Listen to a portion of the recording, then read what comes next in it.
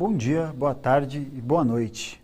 Hoje, dando continuidade ao nosso programa do Revisa Enem, a gente vai tratar de um período histórico muito importante e que a gente vai dividir em 3 blocos. É o chamado período entre guerras, que vai se dar entre os anos de 1918 e 1939, uma época marcada profundamente por uma ascensão do pensamento extremista e pela eclosão da Segunda Guerra Mundial. Para a gente poder começar os nossos trabalhos, vamos só relembrar que a gente, na aula passada, na última aula de História, que foi comigo também, a gente elaborou um esquema para fazer as questões do Enem. Então, para você continuar com familiaridade com esse esquema que a gente montou, sugiro que, caso você não tenha visto o outro vídeo, volte lá para dar uma olhada para entender e ter mais facilidade de como a gente vai trabalhar aqui. Então, vamos começar.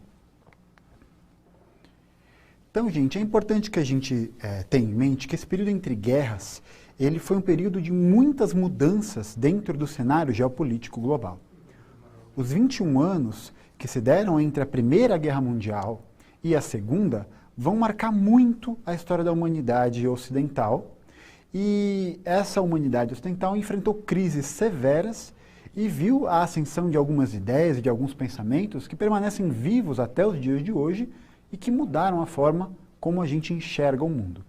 Então, esses 3 grandes assuntos que a gente vai tratar são a ascensão e a crise dos Estados Unidos enquanto superpotência, a ascensão dos regimes nazifascistas na Europa e o que foi considerado por alguns historiadores como o ensaio da Segunda Guerra Mundial, a Guerra Civil Espanhola.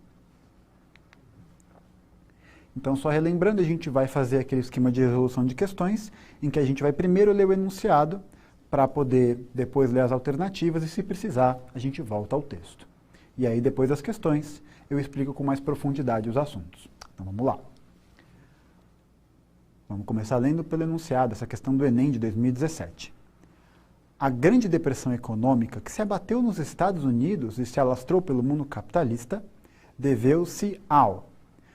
Então, essa questão está perguntando a respeito desse processo que foi a Grande Depressão Econômica, que a gente vai ver daqui a pouquinho. Então, vamos dar uma olhadinha nas alternativas. Lembrando, esse enunciado especificamente, ele não pediu exatamente com base no texto ou a partir do texto. Se a gente tem uma dimensão e sabe o que foi a Grande Depressão nos Estados Unidos, já dá para fazer essa questão. Mas, claro, se surgir uma dúvida, uma insegurança, volta para o texto que ele pode te dar um suporte. Então, vamos lá, ler as alternativas. A Grande Depressão deveu-se. Letra A. Deveu-se à grande produção industrial norte-americana, ocasionada por uma falsa perspectiva de crescimento econômico pós-Primeira Guerra Mundial. Letra B. Vitória alemã na Primeira Grande Guerra e, consequentemente, sua capacidade de competição econômica com os empresários norte-americanos. Letra C. Desencadeamento da Revolução Russa de 1917 e a formação de um novo bloco econômico, capaz de competir com a economia capitalista. Letra D. Guerra Fria, que caracterizou o período de entreguerras, provocando insegurança e crises econômicas no mundo. Letra E. Tomada de medidas econômicas pelo presidente norte-americano Roosevelt, conhecidas como New Deal, que levaram à crise econômica no mundo. Bom, essa questão está falando de 5 eventos históricos bastante separados no tempo. Não dentro do tempo, mas são 5 eventos muito pontuais da história do Ocidente. Tá? Então, se a gente pegar para analisar, vamos começar de baixo para cima, então da letra E, tá bom? Tomada de medidas econômicas pelo presidente norte-americano Roosevelt, conhecidas como New Deal, que levaram à crise econômica no mundo. Na verdade, gente, a Grande Depressão, ela foi sofrida pelos Estados Unidos e essas medidas econômicas do New Deal foram o que tiraram os Estados Unidos da Grande Depressão. Não foi o que ocasionou esse evento dentro do território estadunidense. Então não pode ser a letra E. Letra D, a Guerra Fria. Já pode parar por aqui.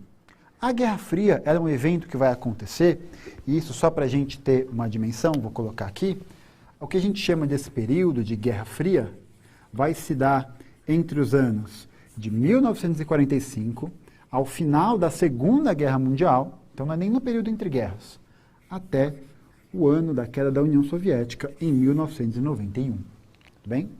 Então, não pode ser essa alternativa, porque a Guerra Fria é um evento que vai acontecer depois desse evento, desse período do entre guerras. Letra C. Desencadeamento da Revolução Russa de 1917 e a formação de um novo bloco econômico capaz de competir com a economia capitalista. Na verdade, o que vai acontecer é que o que ocasiona a Grande Depressão nos Estados Unidos não se relaciona diretamente com a Revolução Russa. Tá?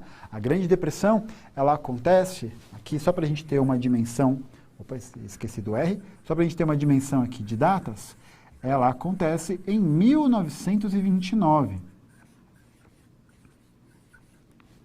A Revolução Russa acontece 12 anos antes, então a gente pode ver aqui que a partir da data, se você souber a data, claro, não precisa decorar as datas, mas se souber a data já te ajuda a se localizar no tempo e o espaço. Então não pode ser a letra C. Letra B, vitória alemã na Primeira Grande Guerra e, consequentemente, sua capacidade de competição econômica com os empresários norte-americanos. Pode parar logo no comecinho da frase. Por quê?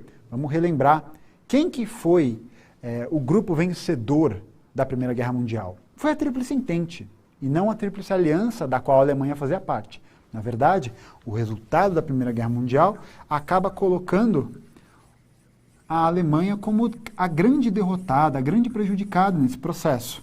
Então a Alemanha ela é derrotada e não vitoriosa, o que já pode eliminar a letra B. Só sobrou para a gente a letra A. Produção industrial norte-americana, ocasionada por uma falsa perspectiva de crescimento econômico pós-Primeira Guerra Mundial. Justamente, o que vai acontecer no pós-Primeira Guerra Mundial é que os Estados Unidos vão se tornar esse grande fornecedor de bens de consumo, esse grande centro econômico do mundo ocidental. E produzindo sem parar, e uma hora essa perspectiva de crescimento iria cair. Então a gente já pode ter uma ideia de que a Grande Depressão ela vai ter algumas características muito peculiares desse modelo econômico. São chamados loucos anos 20 nos Estados Unidos. Então vamos lá, para a gente entender o que foi esse período. Foi a ascensão econômica dos Estados Unidos como potência com a crise que se abateu na Europa ao final da Primeira Guerra Mundial. Imagina, todo mundo lá na Europa, todo mundo, tudo devastado, tudo absolutamente destruído. O que a gente tem? A gente tem, então, um continente aqui que está completamente devastado, um continente que está completamente destruído, que foi alvo de bombas e está com a sua capacidade produtiva totalmente comprometida, e um espaço de um oceano, a gente tem os Estados Unidos da América, que mandaram tropas para a Europa, mas que não tiveram danos materiais tão grandes quanto a Europa teve.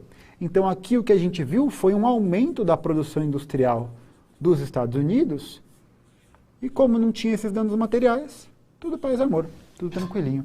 O que permitiu a ascensão econômica dos Estados Unidos. E a ascensão de uma outra forma de pensamento de vida, o American Way of Life, que é basicamente um modo de se viver americano, baseado no consumo, baseado na propriedade privada, baseado na ideia de você ter o carro do ano, de você ter os objetos de consumo que a sociedade valorizava. Muita propaganda e sempre a ideia de alimentar esse consumo. O que acontece é o seguinte, gente. Uma hora, a Europa iria se recuperar. E as empresas americanas trabalhavam com um modelo de produção que era o modelo fordista. Não vou me alongar muito, mas o fordismo que existe aqui, nesse período, ele valoriza a ideia de superprodução, tá? Uma ideia de estoque dos materiais, de estoque desses bens. Por quê? Porque sempre ia ter alguém que ia comprar. A questão é que, a partir de 1927, já começava a se desenhar uma recuperação europeia. E qual foi o problema? Vamos imaginar o seguinte, essa fábrica aqui, que está produzindo carros, por exemplo, ela está produzindo carros. E aí ela sempre produz uma quantidade determinada de carros, porque a fábrica sempre consegue vender esses carros. Acontece que, com a recuperação europeia, esse volume de produção não tem mais compradores. Então vamos imaginar aqui, esse volume de produção que existia antes não vai mais conseguir ser vendido em sua totalidade. Então a gente vai ver que vão começar a sobrar carros. Ó, que carro bem feito, bem desenhadinho. A gente vai ver que vai começar a sobrar carros. Começa a se estocar. E aí qual que é o problema disso? O problema disso é que isso vai diminuir as receitas que a empresa tem. E qual que é a medida que a boa parte das empresas encontram para realizar corte de custos? A demissão. O que vai acontecer? A empresa vai lá e vai demitir o trabalhador. Esse trabalhador, que não mais trabalha na fábrica, vai perder o seu salário. Se ele perde o seu salário, o que acontece com o poder de compra dele também acaba. Ele para de comprar produtos de outras fábricas, de outros fabricantes. E aí o que vai acontecer com essas outras indústrias? Elas vão parar de produzir, vão estocar e mais demissões vão acontecer. E isso vai acontecendo num esquema meio avalanche, assim, uma coisa meio bola de neve. Isso vai acumulando, acumulando, acumulando, até uma hora que a Bolsa de Valores de Nova York, em 1929, vai sofrer um processo de desvalorização.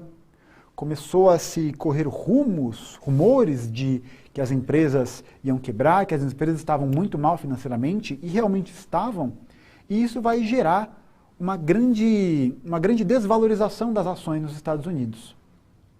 Isso vai acabar gerando uma crise de emprego sem precedentes na história da humanidade, foi a maior crise econômica da história da humanidade, e o PIB global vai chegar a recuar 15%. E aí qual que foi o problema disso? O problema disso é que as economias industriais que se relacionavam com os Estados Unidos dependiam dos Estados Unidos. Quando os Estados Unidos quebrou, todo mundo quebrou junto. Então o que a gente vai ver é que, inclusive, essa crise que está instalada aqui, ela vai reverberar, ela vai atingir muito países que não eram tão desenvolvidos na Europa, como Portugal, Espanha, a Itália, que ainda tinha um desenvolvimento incipiente, ali engatinhando, e a Alemanha, que foi devastada pelo conflito. A crise de 29 só piora essa situação. E isso vai mudar a partir da eleição de um novo presidente dos Estados Unidos. A eleição de Franklin Delano Roosevelt, que vai promover uma nova política econômica, o New Deal. E o que era o New Deal? O Roosevelt vai dizer, para a gente recuperar essa economia, para a gente voltar, o Estado tem que intervir nessa economia, o Estado tem que intervir nas relações econômicas. Porque até esse momento, até a crise de 29, a gente vê que o Estado mal se envolve, ele não se articula para interferir, para criar medidas de controle ou nada disso. O mercado se regularia sozinho. O problema é que nesse momento de crise, isso não estava acontecendo. O Roosevelt vai propor o New Deal. E o que era o New Deal? O governo vai investir em grandes obras públicas, gerando empregos. Vai destruir excessos de gêneros agrícolas que eram plantados, para tentar equilibrar o preço deles dentro do mercado internacional. Vai criar um controle sobre preço e produção dos alimentos e dos bens de consumo. Vai criar formas de leis trabalhistas, como a diminuição da carga horária de trabalho e a criação de seguros sociais, que até esse momento não existiam nos Estados Unidos. Não tinha seguro-desemprego, não tinha salário mínimo e não existia programa de aposentadoria.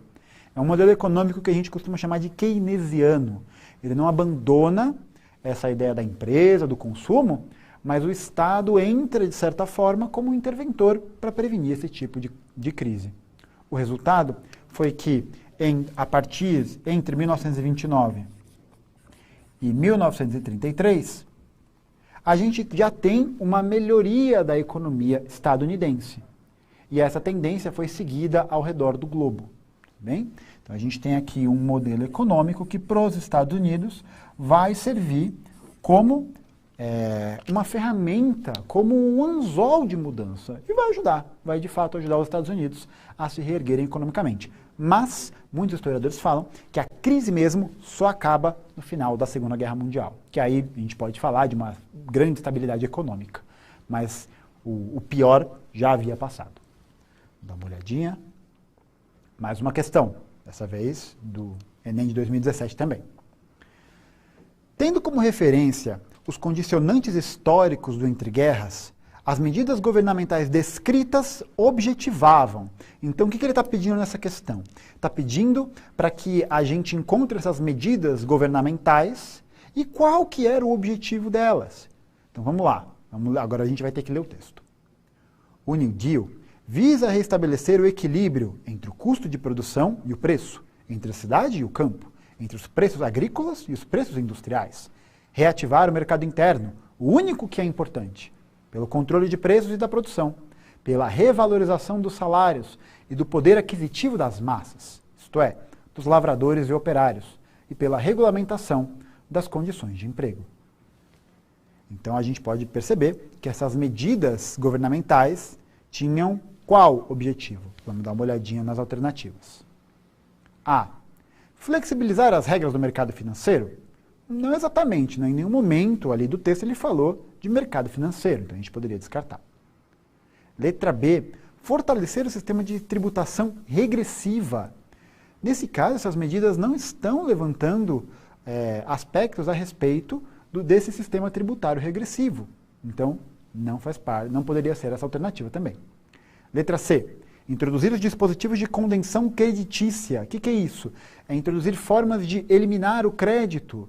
Não, o que o New Deal está propondo é justamente o oposto. É promover crédito para a população trabalhadora, para operários e lavradores, como eles falam, mas de forma saudável. E não de forma que você dá crédito para todo mundo e depois ninguém ter como pagar. Letra D. Racionalizar os custos da automação industrial mediante negociação sindical.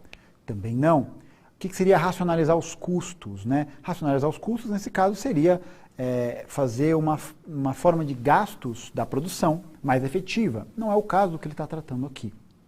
Letra E. Recompor os mecanismos de acumulação econômica por meio da intervenção estatal. É justamente o que a gente falou. O New Deal vai se preocupar em colocar os Estados Unidos como interventor dentro do eixo econômico do seu país, possibilitando esse reaquecimento da economia local. Então a resposta correta nessa questão é a letra E, recompor os mecanismos de acumulação econômica por meio da intervenção estatal. Vamos continuar. Vamos direto para a questão. Para o enunciado. Para o autor, a forma de hegemonia e uma de suas características que explicam o engajamento dos africanos no processo analisado foram, para o autor, está falando para o autor, vamos voltar para o texto. A participação da África na Segunda Guerra Mundial deve ser apreciada sob a ótica da escolha entre vários demônios. O seu engajamento não foi um processo de colaboração com o imperialismo, mas uma luta contra uma forma de hegemonia ainda mais perigosa. Então, o que o texto está falando aqui é de que o envolvimento do continente africano na Segunda Guerra Mundial é um envolvimento que buscou, de certa forma, prevenir um mal maior, digamos assim. Então vamos dar uma olhadinha nas alternativas. A forma de hegemonia e uma de suas características que explicam o engajamento dos africanos no processo analisado foram: letra A. A forma de hegemonia era o comunismo e o engajamento era uma rejeição da democracia liberal. Também não. Se a gente lembrar na Segunda Guerra Mundial, a União Soviética luta ao lado das chamadas democracias liberais, das democracias ocidentais. Então não pode ser a letra A. Letra B. A forma de hegemonia é o capitalismo, que os africanos querem evitar. E uma de suas características que explicam o engajamento dos africanos é a devastação do ambiente natural. Na verdade, essa forma de hegemonia do capitalismo pode ser entendida também no imperialismo. Tá? Só que ele está falando que os africanos queriam se prevenir contra um mal maior, então não pode ser essa a alternativa. Letra C. O fascismo e a adoção de um determinismo biológico. A resposta correta é a letra C. E por quê? Porque as ideologias nazifascistas são baseadas em princípios de eugenia, em princípios de pureza racial, e que, em algum momento, caso o eixo saísse vencedor desse processo, haveria um grande plano de extermínio das populações que não eram europeias ou que eram consideradas impuras. Vamos só dar uma olhada nas outras para ver por que elas estariam incorretas. A forma de hegemonia que eles estão lutando é a letra D, socialismo, e uma das características que explica o engajamento é a planificação da economia nacional. Na verdade, é ao contrário, vários países africanos vão ter organizações e partidos das chamadas organizações socialistas. Então a gente tem vários países que conseguiram sua independência através dessas organizações que lutaram contra o colonialismo europeu. Então não pode ser a letra D. Letra E. A forma de hegemonia era o colonialismo. E o que explica o engajamento nesse processo é o evite da imposição da missão civilizatória.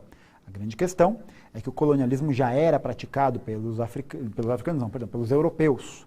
Então, esse processo já vinha acontecendo. A resposta correta é a letra C, fascismo. Mas afinal, o que é o fascismo? Vamos dar uma olhadinha agora. O que a gente percebe no desenvolvimento histórico desse momento europeu é de que o fascismo é uma ideologia que surgiu nos tempos de crise. É uma ideologia que veio para salvar e para redimir todos os problemas que os europeus vinham tendo. E vão colocar a culpa em alguém, vão colocar a culpa em uma pessoa que não faz parte, que está ali para atrapalhar. É uma ideologia ultraconservadora e que recebe, e ela vai ganhar muita popularidade porque ela combate ferozmente as ideologias do espectro político da esquerda, né? O socialismo, o comunismo e o anarquismo. É uma ideologia antiliberal, anticomunista, antidemocrática, autoritária e que tem uma cultura profundamente militarizada e que reforça aspectos viris da sociedade. Então tem sempre um reforço da figura masculina, dessa figura de um soldado, de um grande comandante. E é principalmente uma ideologia que vai se focar na ideia de tradição, na ideia de um passado grandioso e maravilhoso e heróico e que os comunistas tiraram da gente, ou... Opa, peraí que pulou aqui. Que os comunistas tiraram da gente, ou que, no caso do nazismo, os judeus tiraram da gente, os eslavos, e etc. Então é uma ideologia que tenta fazer um resgate do passado, criando um inimigo que possa ser responsabilizado diretamente por todos os males que estão acontecendo. Que é uma cultura profundamente militarizada, né? Uma cultura que vai valorizar muito essa ideia da hierarquia, do exército, do comando, da ordem. É uma ideologia que prega muito a ideia de um destino histórico, né? As ideologias fascistas vão se apoiar em uma narrativa construída para parecer que eles são destinados à grandeza, destinados à vitória, e que a história, né, com H maiúsculo, esse progresso humano que atravessa o tempo, estaria conectado com esses povos, e esses povos têm um destino a seguir, e que todos os outros povos estão lá para atrapalhar. E qual que é, portanto, a missão deles? É garantir esse destino, mesmo que isso signifique o extermínio desses outros povos, ou a escravização. E a ascensão dos governos fascistas vai se dar especialmente nos lugares em que as crises políticas e econômicas vinham de muito tempo. Se a gente parar para analisar a história dos países em que a gente vê uma grande ascensão do nazifascismo, como a Itália, a Espanha, Portugal e a Alemanha, esses países eram países que haviam passado grandes dificuldades econômicas. Portugal e Espanha, por exemplo, eram países que durante todo o século XIX tiveram uma política muito instável, uma política muito conflituosa e que vai acabar, muitas pessoas, né, especialmente os mais conservadores e setores mais tradicionais, vão enxergar o fascismo como um caminho para se evitar o colapso do sistema, já que o comunismo também vinha ascendendo muito, muito fortemente, especialmente depois do sucesso da Revolução Russa. No caso da Itália, a gente vê também esse sentimento um pouco de revanche, esse sentimento de a Itália ser colocada um pouco de lado nas relações do Ocidente colonialista, e esse formato de governo, no caso da Itália, por exemplo, ele foi muito fomentado, ele foi muito fortalecido, porque existia a Itália e a Espanha, principalmente, eram lugares em que movimentos socialistas, movimentos comunistas estavam ganhando muita força. Então, de certa forma, essas milícias, essas organizações nazifascistas vão surgir para impedir a ascensão desses governos de esquerda, essas organizações de esquerda. Então, haviam perseguições, haviam o que a gente chama de terrorismo doméstico, vão existir vários movimentos dessas organizações para impedir a ascensão de partidos e de organizações de esquerda. E o caso da Alemanha é o caso mais emblemático, talvez é o caso que a gente melhor tenha a dimensão do que foi. Né? Vamos só relembrar. A Alemanha sai completamente humilhada da Primeira Guerra Mundial. Vou só colocar aqui. Só é importante lembrar, a Alemanha ela sai completamente devastada da Primeira Guerra Mundial. ela não somente é devastada, do ponto de vista econômico, mas também do ponto de vista moral. Do ponto de vista moral, gente, essa devastação, ela acontece e ela acontece tanto do ponto de vista econômico e do ponto de vista da ideologia, do ponto de vista do orgulho mesmo. Os alemães vão ser profundamente machucados aqui. Especialmente, lembrando, importante, onde que está esse processo de humilhação econômica, de devastação econômica? No Tratado de Versalhes. O Tratado de Versalhes, que é assinado em 1919, vai responsabilizar a Alemanha quase que totalmente pelo conflito. Então a Alemanha vai ser obrigada a pagar todas as indenizações de guerra, um dinheiro que a Alemanha não tinha de onde pegar, não tinha de onde produzir. A Alemanha perdeu territórios, a Alemanha perdeu o exército, a Alemanha não podia ter um contingente maior que um determinado número de soldados. A Alemanha seria meio que ocupada pelos franceses nesse primeiro momento. E moralmente, porque fica um sentimento de uma outra palavra importante para a gente lembrar, o revanchismo. Gente, o revanchismo é a palavra que vem de revanche. É a palavra de que, olha só, hein, eu vou te pegar lá fora aqui. Você não sabe quem eu sou. Vai acontecer. Daqui uns anos eu vou voltar. E esse sentimento fica muito forte. Não é à toa que nessa época na Alemanha a gente vê o fortalecimento de duas ideologias que vão se propor a acabar com a democracia liberal, que, na visão desses grupos, havia jogado a Alemanha para esse buraco, e a gente vê a ascensão desses dois grupos. De um lado, então a gente pode observar aqui que, de um lado, a gente tem os grupos socialistas, os grupos comunistas, e só para a gente também ter um panorama, só para a gente ter uma referência, o governo da Alemanha nessa época é a chamada República de Weimar. É uma república em frangalhos, uma república frágil, que mal conseguia se estabilizar, que tinha muitos problemas, que cometia abusos constantes contra a população. Então era algo que realmente estava complicado. Nessa época era complicado ser alemão, era bem complicado.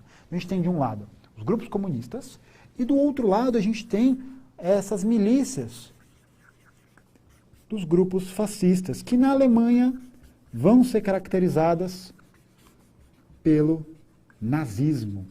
E qual que é a grande diferença do nazismo em relação à ideologia fascista tradicional? Antes da gente continuar, só vou dar uma olhada para ver se alguém está com alguma dúvida por enquanto. Só maravilha, sem perguntas. É isso aí. Muito bem, pessoal está afiado. Temos uma pergunta? Deixa eu dar um refresh aqui. Vamos ver. Aqui. Vamos lá.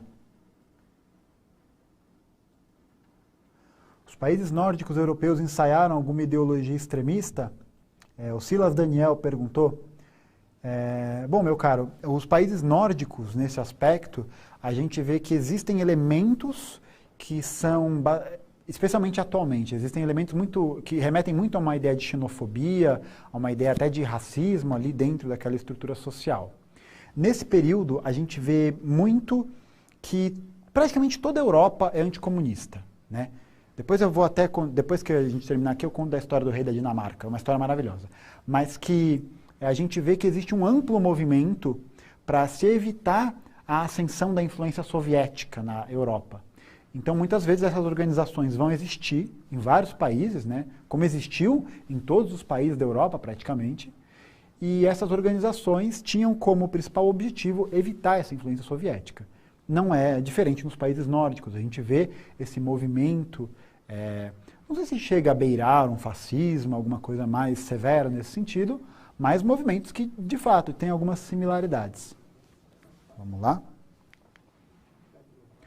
Qual que vai ser a grande diferença do fascismo para o nazismo, né? São ideologias que têm muitas similaridades.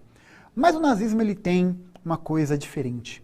O nazismo não somente tem aqueles princípios anticomunistas, antiliberais, antidemocráticos, virilidade, né? O homem macho, o exército, mas o nazismo tem uma coisa que é a eugenia. Então, olha só, Além das características do fascismo, o nazismo também defende a eugenia. O que é a eugenia? A eugenia, gente, era a ideia de que a qualidade do ser humano poderia ser controlada através da purificação das raças, através da crença de que existia uma raça superior, e que no caso da Alemanha eram os arianos, e que essa raça deveria ser reproduzida, a genética deveria ser controlada para fazer com que essa raça pudesse se proliferar e dominar o mundo. Mas vamos pensar aqui comigo, gente.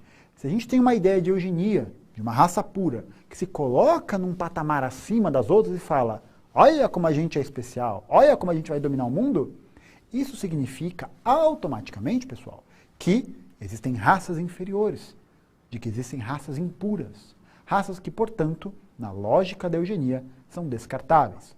Parênteses rápido. A eugenia, gente, não é uma exclusividade do nazismo. Tá? A eugenia é uma ideia do darwinismo social, um conjunto de ideias que envolviam sociologia e biologia, na passagem do século XIX para o século XX, que pegou. Era moda no mundo inteiro falar de eugenia, defender eugenia, e o Brasil não foi diferente. O Brasil tinha sociólogos, tinha defensores da eugenia muito ferrenhos, especialmente com relação à nossa herança da vinda de escravos para o Brasil. Muitos estudiosos vão argumentar que o Brasil é um país atrasado pela presença de afrodescendentes, pela presença de negros na nossa sociedade. E é interessante observar que essa eugenia também acontece nos Estados Unidos, quando a gente vê a ascensão de um grupo como a Ku Klux Klan, ou a gente pode falar também na eugenia que acontecia no Reino Unido, como os irlandeses eram vistos como uma raça impura. Essa eugenia acontece no Oriente também, como o Japão tem práticas eugenistas com chineses, em menor medida com os coreanos, e assim por diante. Então é um pensamento de uma época que marcou uma época. É um pensamento que é importante a gente também pensar que ele não está inserido aleatoriamente no tempo. Só o nazismo teve. Não, isso teve. Existem práticas de eugenia até hoje. Né? Além disso, o nazismo também defende a ideia do espaço vital. E o que é o espaço vital? Segundo as ideias nazistas, era necessário que uma nação, que essa nação escolhida, a nação histórica, tivesse um espaço vital que pudesse atender às necessidades do povo. Ou fazendo o quê? Acabando por facilitar essa ideia de espaço vital, facilitaria uma conduta expansionista da Alemanha nazista. Porque se eu parto de um princípio que eu preciso desse espaço, alguém vai perder esse espaço. Então isso me ajuda a invadir os lugares, me legitima a entrar nos territórios e dominar esses territórios. Além disso, o nazismo ele também vai... Todos os movimentos nazifascistas têm essa caracterização. Mas o nazismo ele vai caracterizar o seu terror, o terrorismo doméstico, que a gente chamou ali atrás, perseguindo grupos comunistas, socialistas, mas também grupos judeus. Os judeus vão ser o grupo social escolhido pelos nazistas para serem os grandes culpados da desgraça da Alemanha. Mas é importante ter em mente, não só os judeus, ciganos, homossexuais, deficientes físicos, eslavos, que são as pessoas do leste europeu, comunistas e a comunidade judaica. Essa galera, gente, vai chegar a ser colocada em guetos. O que é um gueto? É você ter um espaço de uma cidade e dentro daquele espaço de cidade tem um bairro que só tem judeus, um bairro que só tem aquele grupo. Por que isso? Porque a separação dessas pessoas era uma coisa, era uma mensagem de impacto muito forte, até de impacto visual mesmo. Além disso, os comércios judeus eram destruídos, depredados pela população, os judeus eram mortos no meio da rua em casos de assassinato. É uma série de perseguições que vai se dar nesse período. E aí o que acontece? O nazismo na Alemanha, ele vai ascender a partir dessa perspectiva da humilhação econômica e da humilhação moral que foi dada a partir do final da Primeira Guerra Mundial. O nazismo ele ganha muita popularidade, porque ele é um discurso que vai falar que vai resolver todos os problemas da sociedade e que, na verdade, o problema não é a sociedade, como ela se desenvolve. O problema está nesse indivíduo, nesse grupo, que fica nos atrapalhando. É só a gente eliminar eles e está tudo bem. Essa era basicamente a ideia. Então, como eu havia falado, a Alemanha, nesse período de 18 a 33, é governada pela República de Weimar, que é um governo frágil, muito fragilizado, e a gente vê o fortalecimento desses grupos mais extremistas. Além disso, existia uma perseguição política. Mas é interessante também observar que a perseguição política era direcionada aos grupos socialistas, comunistas e anarquistas, que eram combatidos por essas milícias ultranacionalistas do Partido Nacional Socialista dos Trabalhadores Alemães, ou como ele vai ficar conhecido, o Partido Nazista. Tá? Partido Nazista, o nazi, vem disso, nacional socialismo. Tudo bem? Uma coisa, só um parênteses interessante, essas milícias ultranacionalistas, muitas foram financiadas por grupos empresariais da Alemanha, que preferiam ver uma figura como da ideologia nazifascista ascendendo do que o perigo do socialismo soviético. E o caso de Hitler, né, como ele ascendeu, é o seguinte: o Hitler ele era soldado veterano da Primeira Guerra Mundial, ele lutou na Primeira Guerra Mundial. Ele tentou organizar um golpe de Estado em 23 e acabou sendo preso. É o Putsch, né, o golpe da cervejaria. Na prisão, ele vai escrever o livro que vai se tornar a base da ideologia nazista, o Mein Kampf, o Minha Luta. E o Hitler ele ganha muita popularidade, especialmente porque ele era um cara que sabia falar. Ele tinha uma boa dinâmica de comunicação com as massas, o que a gente chama de retórica. Ele prometia que ele ia acabar com as crises. E o que acontece? O Hitler, né, a ascensão do partido se dá no final dos anos 20 e começo dos anos 30. O Hitler chega a disputar a eleição para presidente da República de Weimar, mas acaba sendo derrotado. Só que a popularidade do Hitler é tão grande dentro desse contexto que o presidente que foi eleito, o Paul von Hindenburg, vai nomeá-lo como chanceler. O Paul von Hindenburg já era um senhorzinho, já era um velhinho e acabou falecendo pouco tempo depois. E o que vai acontecer é que o Hitler vai assumir como presidente da Alemanha e como chanceler, concentrando todo o poder em sua mão. As primeiras medidas que ele vai tomar são a de criminalização dos movimentos antinazistas, o que vai permitir com que ele possa controlar completamente a política alemã e ascendendo ao poder. Vamos lá, uma próxima pergunta aqui. A gente tem uma pergunta do Enem, um grande texto, vamos direto para o enunciado. Os Rothschilds foi produzido na Alemanha nazista. A partir do texto, a gente vai ter que voltar para o texto, e naquela conjuntura política, o principal objetivo do filme foi, olha só, vamos dar uma olhadinha então. A primeira produção cinematográfica de propaganda nitidamente antissemita foi Os Rothschilds, 1940, de Erich Waschneck. Espero que eu tenha falado certo. Ambientado na Europa conturbada pelas guerras napoleônicas, então, ó, aquele elemento histórico que a gente falou, gente, o cara tá fazendo meio que um filme histórico que retorna lá para as guerras napoleônicas, há muito tempo atrás.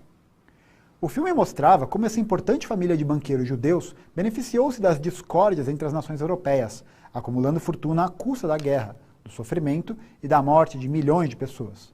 O judeu é retratado como uma criatura perigosa, de mãos saduncas, como é que seria? É uma coisa um pouco ardilosa, é uma ideia de um personagem maquiavélico, uma coisa meio caricata, assim. Rosto encarniçado e olhar sádico e maléfico. Então o judeu ele é visto nesse contexto como esse personagem, como essa caricatura, o olhar maléfico, o olhar sádico. Então a gente já pode ver que é uma propaganda antissemita. O que é uma propaganda antissemita, gente? Ó, para ajudar no termo, antissemita. Antissemita, tecnicamente, é o tipo de ideia que é contra todos os povos semitas, então não só judeus, mas árabes também, por exemplo. Árabes, a galera lá da Palestina. O que acontece é o seguinte, esse antissemita acaba se popularizando como uma forma de expressão de propaganda antijudaica, tá? De propaganda anticomunidade judaica. Então ela é popularmente colocada como propaganda antijudaica. Tá? A palavra antijudaica ela não é utilizada, é um neologismo que eu acabei de criar, mas a palavra certa para essa expressão é antissemita. Tá? Então toda vez que lê antissemita, vai saber que é uma propaganda antijudaica. A partir do texto e naquela conjuntura política, o principal objetivo do filme foi, então ele está perguntando, a partir daquela conjuntura política, esse é o momento que o conhecimento da história vai ajudar. Por quê? Porque a conjuntura vai te proporcionar uma ideia do que está acontecendo. Sabendo o que estava acontecendo, você nem precisa ter visto o filme, mas você vai meio que imaginar para o que o filme foi criado. Vamos analisar as alternativas. O principal objetivo do filme foi, letra A, defender a liberdade religiosa. Bom, a partir do texto, ele não falou isso em nenhum momento. Então essa alternativa não tem nada a ver, pode eliminar. Letra B, controlar o genocídio racial. Vamos deixar essa stand-by. Letra C, aprofundar a intolerância étnica. Vamos deixar essa em stand-by, esperando. Letra D, legitimar o expansionismo territorial. O nazismo era favorável a esse expansionismo territorial? Sim, era. É o que o texto está falando? Não é. Então não pode ser a letra D. Tá? Apesar de não ser mentira, não é o que o texto está retratando. Letra E, contestar o nacionalismo autoritário. É justamente o oposto, né, gente? O nazismo ele não quer contestar o nacionalismo autoritário, ele quer legitimar, ele quer dar razão a esse nacionalismo autoritário. Não pode ser a letra E. Agora a letra B, controlar o genocídio racial. Nesse caso, o que ele está colocando aqui? O controle de genocídio racial que ele está se referindo é um controle para tentar não manter ele estável, mas de criar uma ideia de que isso poderia ser colocado dentro de uma perspectiva de domínio, né? E não é isso, na verdade o filme ele não está falando, ele não está defendendo o genocídio racial. Isso que é muito importante observar. Ele não fala, matem os Rothschilds porque eles são judeus, mas ele coloca o judeu como um personagem eliminável sobre a ótica nazista. As mãos, o olhar maquiavélico. Então ele está criando uma narrativa, está criando uma história para fazer com que as pessoas odiassem esses judeus. Então a resposta correta é a letra C, aprofundar a intolerância étnica. Porque essa caricatura, essa ideia, levaria a um aumento da intolerância, fortalecendo os ideais nazistas. Então a resposta certa é a letra C. Mais uma. A posição assumida pela Unesco a partir de 1948, então ele está perguntando a posição assumida pela Unesco. Vamos dar uma olhadinha no texto para ver qual que é a posição da Unesco. Após a Declaração Universal dos Direitos Humanos pela ONU em 48, a Unesco publicou estudos de cientistas de todo o mundo que desqualificaram as doutrinas racistas, as eugênicas que a gente falou, e demonstraram a unidade do gênero humano. Desde então, a maioria dos próprios cientistas europeus passou a reconhecer o caráter discriminatório da pretensa superioridade racial do homem branco e a condenar as aberrações cometidas em seu nome. Então, está falando que a Unesco condenou os atos de extermínio que vários países fizeram em nome dessa ideia de pureza racial.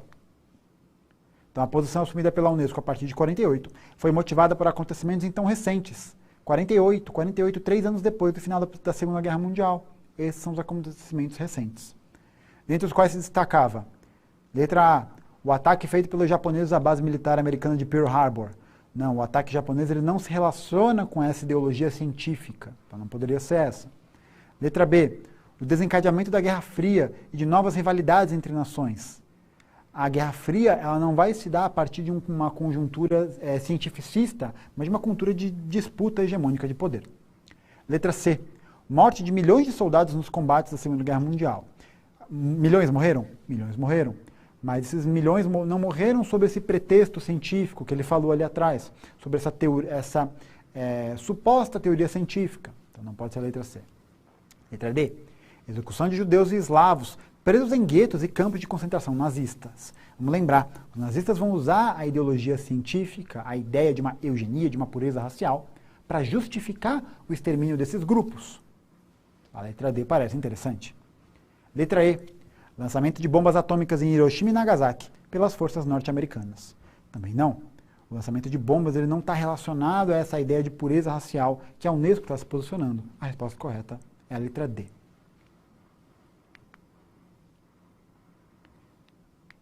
Dá uma olhadinha. A Guerra Civil Espanhola, já pulamos direto para a questão, tá? Só para avisar.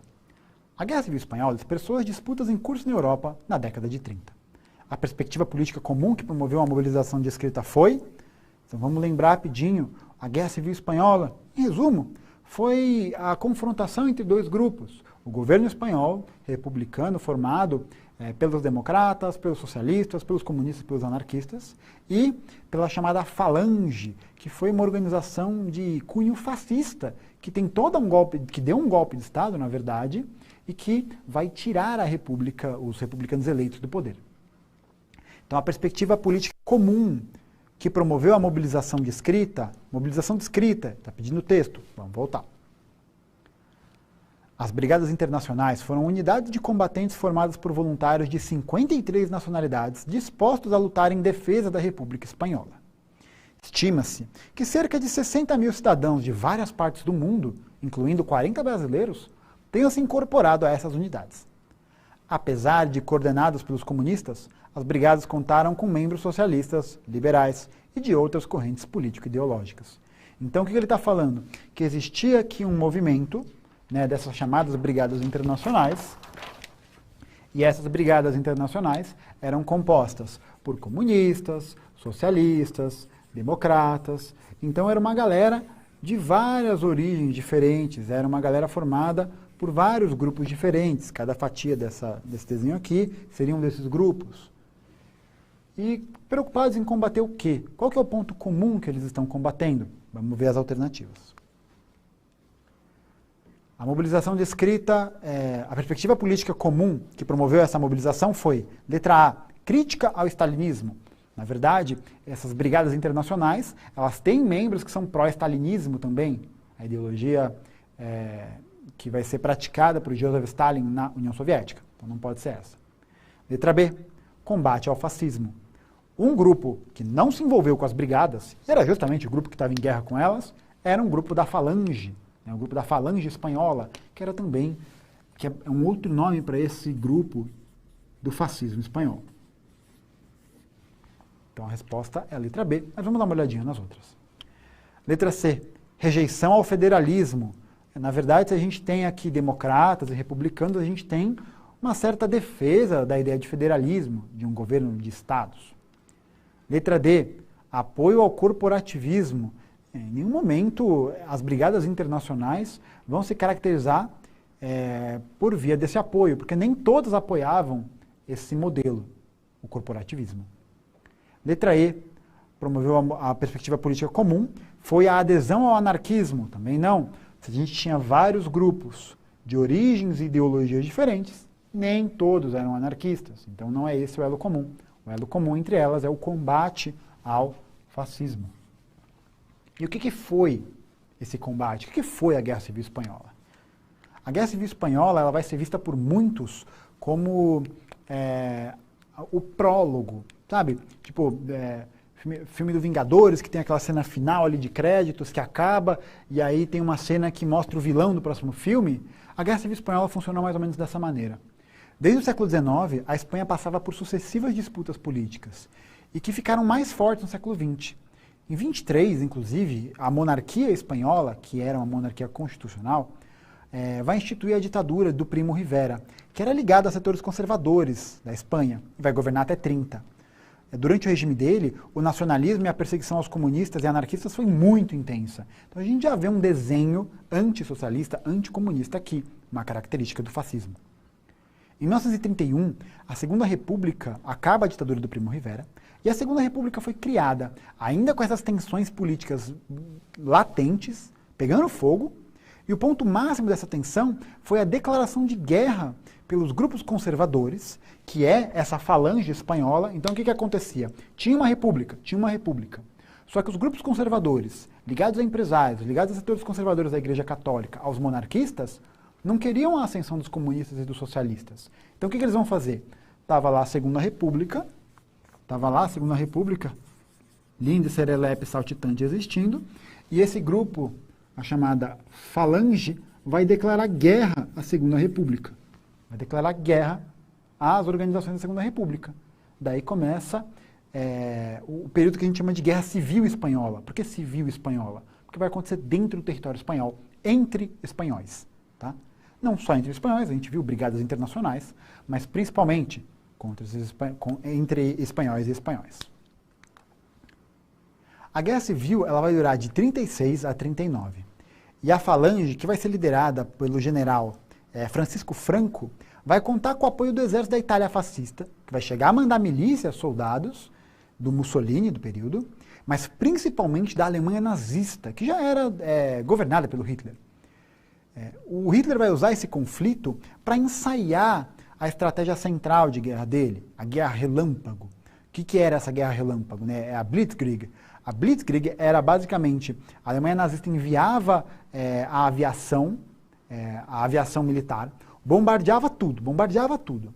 Aí logo em seguida mandavam os tanques alemães para bombardear mais ainda. E por último mandava a infantaria.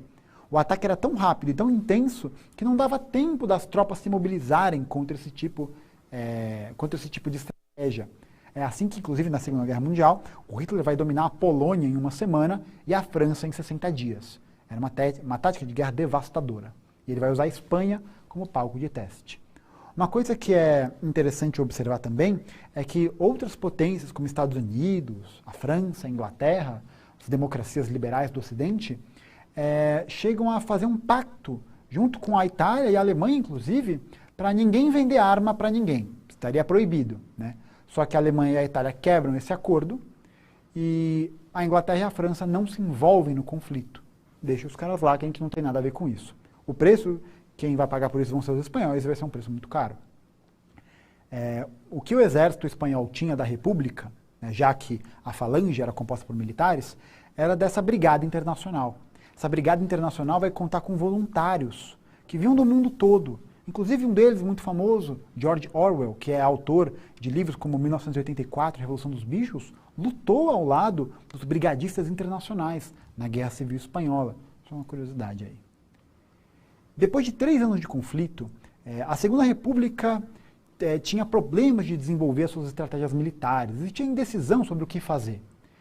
E os militares franquistas da Falange tinham muito mais experiência no campo de batalha do que os brigadistas. O que vai acontecer é que a Falange vai acabar saindo vencedora. E a Espanha vai ser conduzida a um governo do general Francisco Franco em um regime ditatorial, uma ditadura fascista, que vai existir até 1975. Tá? Faltou 5 ali depois do 197, mas vai durar muito tempo, vai durar quase 40 anos. Essa ditadura só vai ser encerrada em 75, após a morte do general Francisco Franco. Mas é interessante observar que esse tipo de ideia ainda está presente em países em crise, tá? Especialmente as ideias nazifascistas. O que a gente vê hoje é a ascensão desse tipo de ideologia em países que estão em crise econômica, crise política. Na Espanha, recentemente, as pessoas fizeram homenagens e odes às estátuas do Francisco Franco. Na Itália, odes e homenagens ao Mussolini. E a gente vê essa forma de ideologia ainda ascendendo. E o que é importante saber disso, para o final das contas, para a gente poder ter essa dimensão? Essa ascensão do nazifascismo ela vai ser muito importante porque ela, de certa maneira, vai moldar a forma como o Ocidente vai agir, como o Ocidente vai pensar. Por isso que é muito importante saber desse conteúdo e de que maneira ele vai se contrapor às democracias liberais que existiam na Europa Ocidental, como Inglaterra, França, nas Américas, nos Estados Unidos, e como que ela vai ser o motor de ação da Segunda Guerra Mundial. Mas é importante também lembrar que, nesse período, não existiu uma grande mobilização da Inglaterra, da França ou dos Estados Unidos, que eram grandes potências, para impedir a ascensão desses regimes. Tá? Existia uma preocupação maior com a União Soviética do que contra esses outros estados. Vamos dar uma olhadinha para ver se o pessoal mandou mais perguntas. Foi aqui? Aparentemente, não, ninguém mandou nenhuma pergunta. Excelente, o pessoal está afiado, né? O pessoal está ligeiro, está sabendo bem. Então, a recomendação que fica para o final dessa aula é de fazer bastante exercício a respeito desse período, tá? Procurar bastante coisa do Enem, e vai ser seguir sempre esse modelo. Né? Um texto, uma fonte histórica, geralmente junto com um comando que vai tentar te instruir sobre o que fazer. Então lembra, sempre é importante, ler o enunciado primeiro, para ver o que o enunciado está pedindo. Falar do texto, falar do autor, volta para o texto, lê o autor. Já está sabendo, bateu o olho no enunciado, sabe qual é o período histórico? Maravilha, isso já vai te ajudar a ganhar tempo para as alternativas. Está com dúvida, está com insegurança? Volta para o texto, lê. Fazer com paciência, com calma e tranquilidade, que essa prova vai ser mel. Não vai dar nada, vai ser muito mais tranquilo na hora de fazer a resolução dessas questões, tudo bem? Gostaria muito de agradecer, espero vocês nas próximas aulas e muito obrigado e até a próxima, pessoal.